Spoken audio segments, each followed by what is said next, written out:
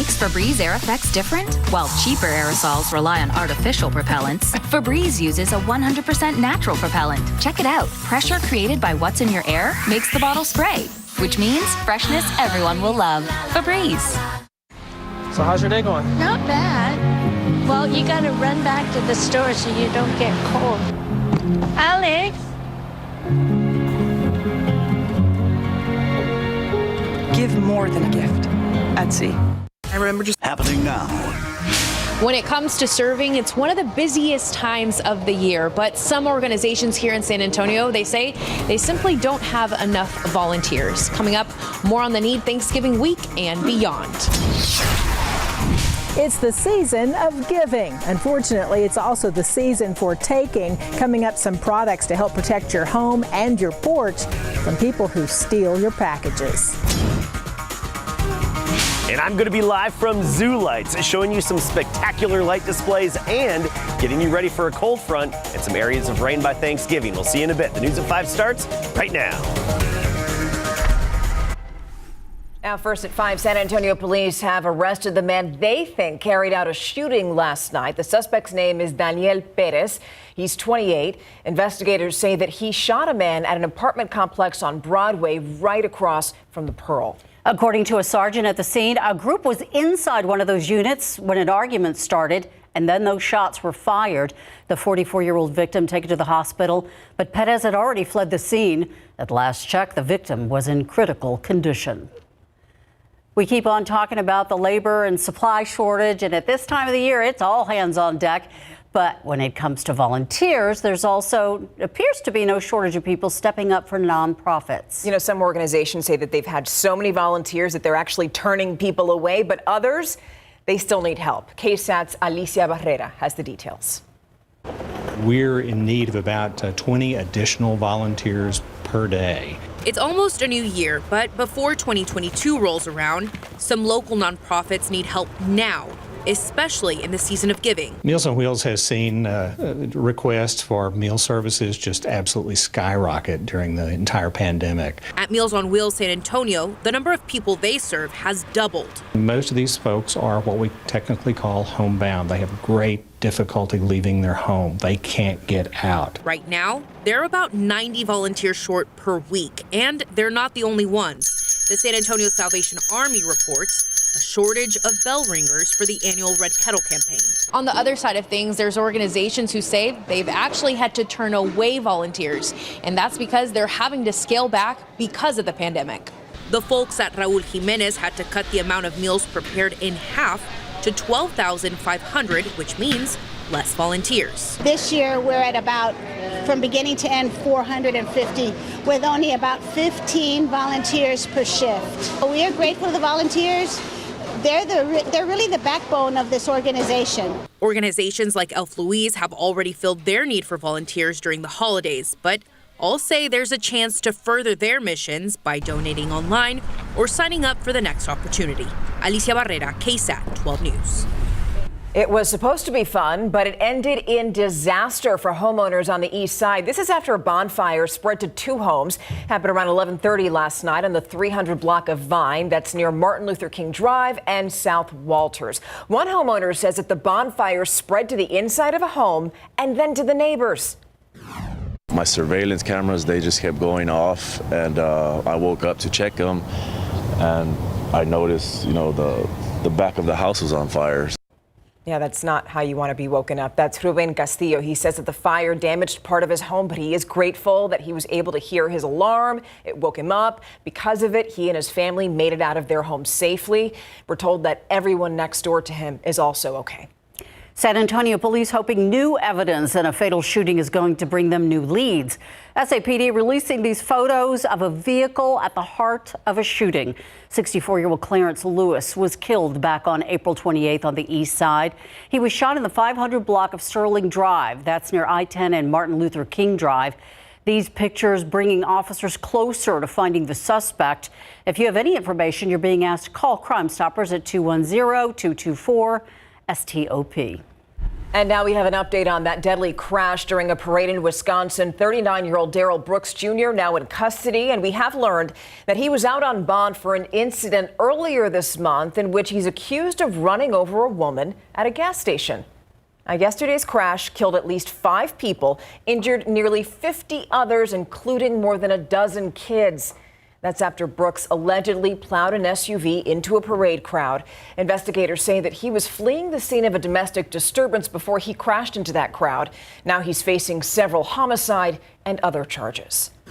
Court has adjourned for the day in the death trial of Ahmaud Arbery. Today was the first day of closing arguments.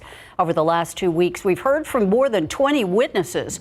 25-year-old Arbery chased and killed by 3 men in Georgia last year. He was out for a jog, his family says, when those men say that they believed he was a burglary suspect and tried to conduct a citizen's arrest. They can't claim self-defense under the law because they were the initial unjustified aggressor. You are allowed to use force that is likely to cause death or serious bodily injury if you believe it's necessary. Closing arguments expected to pick back up tomorrow. In other news, we all know this COVID has affected every single aspect of our lives, and of course, that would include public transit. Samuel King joins us now with more on how that is. Samuel, tell us how one agency here is getting some national recognition for its COVID response. Well, Ursula and Stephania, Southwest Area Regional Transit, or SWART, was one of only 6 agencies nationwide to receive a Connecting Rural Communities Award from the Federal Transit Administration. SWART serves several communities west of San Antonio, including Uvalde, Carrizo Springs, and Eagle Pass. Drivers are on the roads as early as 2 in the morning to connect riders with medical and other services, work that didn't stop during the pandemic. Our management team came together to try to problem solve how we were going to first be able to still provide the services, second to be able to make sure that not only the riders but also that our drivers were safe and secure. SWART doesn't get sales tax revenue from the counties it serves. It's funded heavily by both TxDOT and the Federal Transit Administration. As for this evening's traffic here in San Antonio, some slowdowns on 281 near the quarry. We'll probably see a lot of this over the next few days as holiday shopping gets underway as well. Also seeing a crash here on the west side near Bandera Road, 10 minutes westbound I-10 to 151. Thank you, Sam. Chilly start to the Thanksgiving week, but not a bad way to kick off a holiday break. Pretty seasonal. You know, it's a good time to take your family out. So here's an idea. Just go to the San Antonio Zoo. It just kicked off its holiday light show called ZooLights. And it's super cool. Adam Caskey's finding out.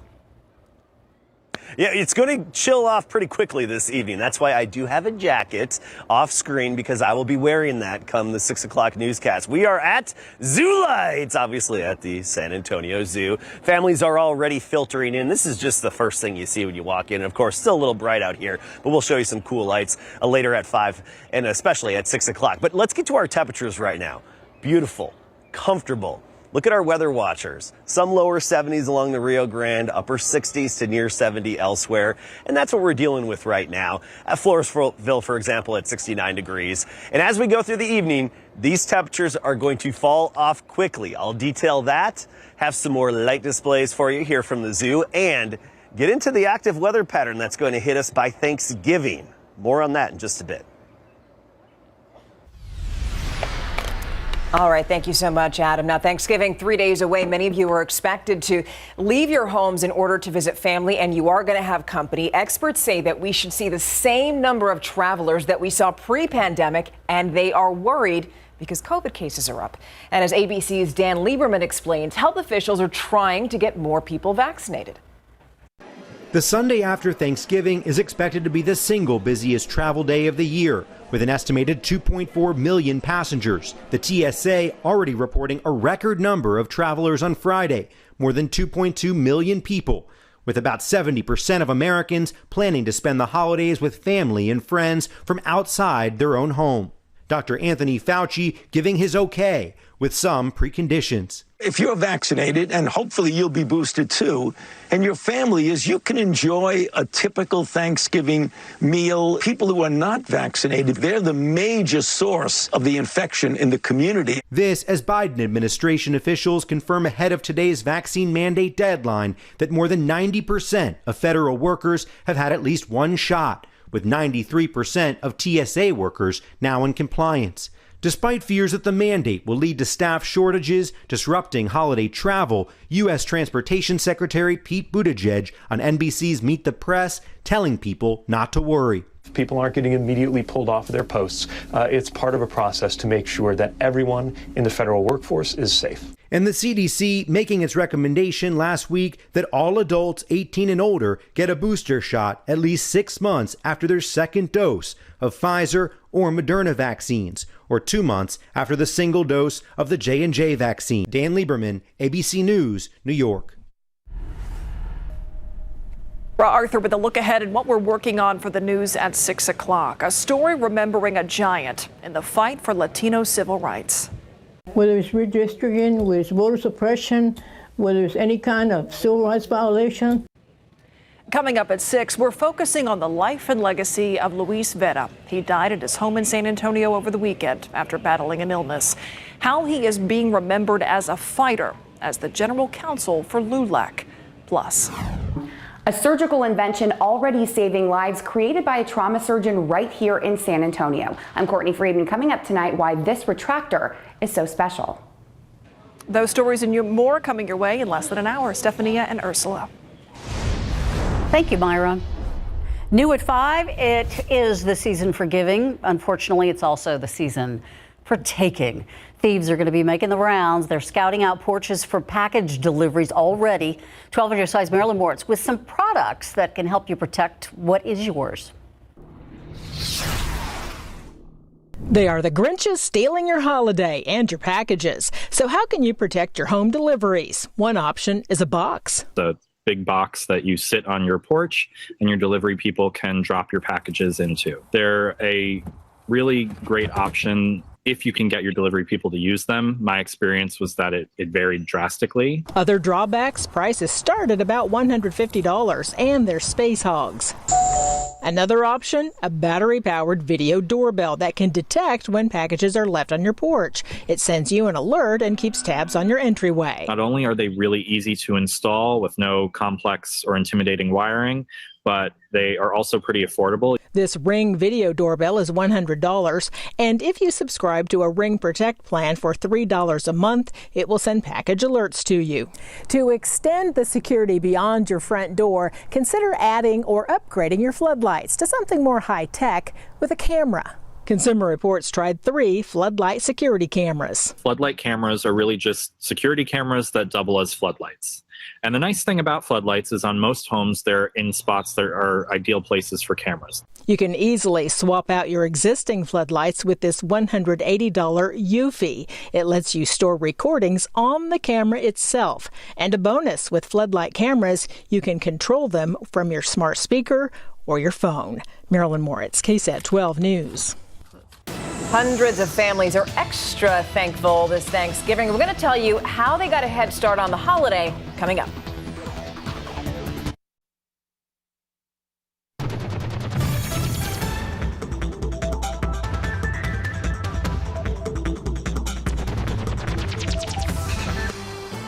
Welcome back. San Antonians are stepping up to help feed local families. This morning, the nonprofit Fuerza Unida hosted a Thanksgiving food drive on the southwest side, and volunteers handed out boxes filled with things like mashed potatoes, corn, cranberry sauce, Thanksgiving food.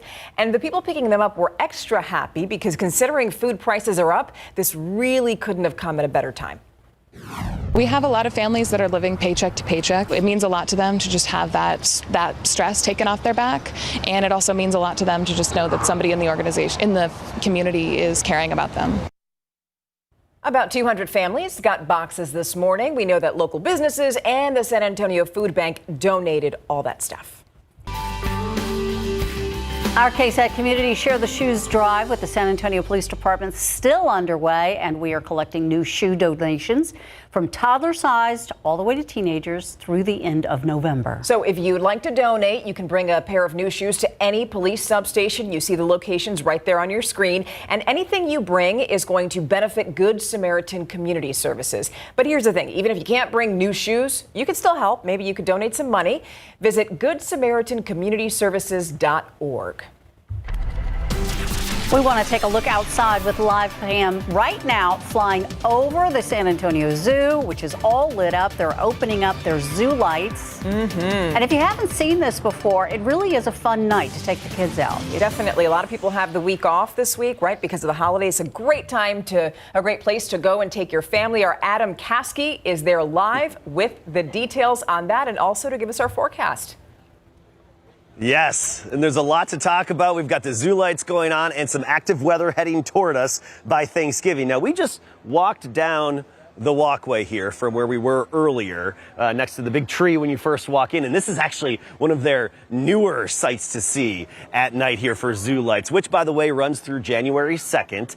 And this is the underwater area. You see those octopods lit up, hanging down from those ropes, and it's going to be really nice, especially when it gets dark, to see all that and all the nice little lights that are flickering and sputtering, and however you want to put it, the lights that are twinkling out here. Okay, so let's talk about the weather, because we have a lot to get to here. Starting with right now and this evening. If you are venturing outside, get ready for it to cool off quickly. Yeah, I'm in short sleeves right now. I feel okay. 67 degrees, dew point of 33, not much of a breeze, but temperatures will drop fast. Let's take a look at area readings. For the most part, we're right around 70. 69 Uvalde, at New Braunfels in the upper 60s, Fredericksburg already down into the lower 60s. And here's the key as well, compared to what we had most of yesterday. Lack of mugginess, the humidity, that the high dew points got swept away. Right now, dew points down in the lower 30s for most of us. That's a good 30-degree dew point drop over the last 24 hours. That's why it feels like fall again. We have that nice crisp feel out here. But what about the rest of the evening? Let's get a big full view of this. Look at our graphics full screen and notice how quickly those temperatures fall off through this evening. Clear sky, calm wind, dry air, lack of mugginess. I mean, we're going to be at 50 at 10 o'clock and then by midnight already down in the 40s. And take a look at what we're expecting the map to look like tomorrow morning at 7 a.m. when we typically hit our low temperature. I mean, we're talking upper 30s to low 40s. 41 Canyon Lake, 46 Carrizo Springs. Even in and around Bexar County, we could see some upper 30s. Leon Springs, for example, about 39. Even Seguin, 39 to start your day. Bernie, about 37. So a chilly start to your Tuesday. But notice how those morning temperatures really jump up again. The typical yo-yo effect with the temperatures this time of year. Look at Thanksgiving morning. First thing in the morning, turkey trots. We're talking muggy and 66 degrees. But that's when big changes start to hit us. So let's take a look at the big picture. Talk about our weather pattern. Just some high clouds moving overhead, upper level high, big blue H slowly settling in very briefly. Look out over the Pacific. That's our next disturbance. That's our next upper level system, along with a cold front that's going to move in. They're both going to squeeze us by Thanksgiving and even into the upcoming weekend. So what does that mean for rain chances? We'll take a look at this. Tonight, tomorrow, nothing. We've got clear skies. Wednesday, we start to get into a damp and drizzly pattern by sunset on Wednesday. Wednesday night, drizzle, sprinkles. Thursday, especially the first part of the day through about noon, that's when we can expect fairly scattered showers, maybe a brief thunderstorm, but we're looking at a 60% chance then. So high confidence and pretty good coverage for the first part of your Thursday, including morning activities such as turkey trots and whatnot, and then some more scattered activity as we get into Saturday. So to break it down for you here, tomorrow, low 40s, upper 30s in the morning. By the afternoon, partly cloudy, near 70 degrees. And then the 7-day forecast says it all. There's a lot to take in here. Low 70s again Wednesday, but humid. You'll notice the stickiness back in the air briefly. Thursday morning, Thanksgiving, you wake up early, get everything prepared. Maybe you go for a jog or go exercise. You want to take part in one of the turkey trots. And it's going to be humid and in the mid-60s. But then by the afternoon, when we typically warm up, it's actually going to cool down. So we'll be cooling throughout the day on Thanksgiving with that scattered rain and a gusty wind. And then look at Saturday with another round of rain, only 57 for the high temperature. So we're kind of right at the opening to the zoo here, and we have our, where'd she go? our Francois Langer here. Yeah, she's hidden back there. Anyway, that's a Francois Langer. If you didn't know, a monkey, you notice the difference between a monkey and an ape? Monkeys have tails, apes don't. You're welcome. We'll see you at 6. There you go. Some trivia for us. All right, Adam. Thank you so much. I love hearing all those little children behind him with those sweet voices, so excited about the lights and Christmas. Yeah, and as he said, you can go and bring your family there through January 2nd. So good stuff, ZooLights. All right, now we want to send things over to our friend Greg Simmons. You know, I'm thinking that if you're a Spurs fan, you know, you're just clinging on to any sign, just any bit of hope. And, you know, with maybe the home cooking is going to help them pull out of their losing streak. You know, it's not going to hurt, but also will not help is the fact this is the hottest team in the NBA right now. The Phoenix Suns working out right behind me. When we come back, we'll let you know how big of a win streak they're on right now. But also when we come back, Dak defends his teammate, Amari Cooper. We'll explain coming up. Good afternoon, everybody. Welcome live to the AT&T Center, where tonight the Spurs start a 4-game homestand during the Thanksgiving holidays against the second-best team in the NBA, the Phoenix Suns. Now, the Spurs are looking to avoid the first 5-game losing streak of the season when they host the Suns tonight after losing all 3 of their last road trip. That included a 115-90 loss to the Timberwolves in Minnesota, which is their worst loss of the season. It was so bad the defeat prompted a players-only team meeting immediately after the game. We took that butt whooping and we went back into the locker room, we sat there and we talked for 20, 30 minutes. The whole team, everybody voiced their issues, their points. Everybody put it on the table, everybody talked. And, the one thing about me is, obviously, I'm going to say what I need to say. I think, one of the biggest things is we all realize that, we're tired of getting our butts whooped. All right, see if it works tonight. Here's a tip time, 7:30. Highlights for tonight on the Night Beat. Pro football coverage, powered by Davis Law Firm. For the second time in 3 games, the Dallas Cowboys have been unable to get into the end zone in their 19-9 loss to the Chiefs in Kansas City. The Kansas City Chiefs defense that had been much maligned stepped up big time against the Cowboys offensive line. Chris Jones also got 3.5 sacks on Dak Prescott. He forced and recovered a fumble in the process. Didn't help that Dak threw 2 interceptions. Ezekiel Elliott tweaked his ankle, finishing with only 32 yards on 9 carries. The Cowboys are also without Amari Cooper, as an unvaccinated player will miss the next game as well after being placed on the COVID reserve list. It's unfortunate not having him, but to say the decision he made, I mean, me vaccinated, I can get it and be out 2 games. So let's not try to knock the guy or put the guy down for a personal decision. Meantime, the Houston Texans snapped out of their 8-game losing streak against the Titans in Tennessee. Going into that game, they were tied for the best record in the NFL. Tyrod Taylor bounced back from his terrible game against Miami to score 2 touchdowns, and the Texans defense stepped up big time, forcing 5 turnovers that included 4 interceptions that ties a franchise record in the 22-13 victory. Obviously, to come on the road in a divisional game with the team that was on a win streak, it definitely feels good to get that win. Obviously, it wasn't a clean game, or it wasn't a perfect game. It was a win. It was a win for us, obviously, but it wasn't a perfect game, so it's still stuff to clean up. Yeah, that's the most important thing. It was a win. The Jets come calling on the Texans. That's on Sunday. And, of course, the Cowboys have the Raiders on Thanksgiving Day. Live from the AT&T Center, Greg Simmons, KSAT 12 Sports. Thanks so much, Greg. We'll be right back. Thanks so much for watching.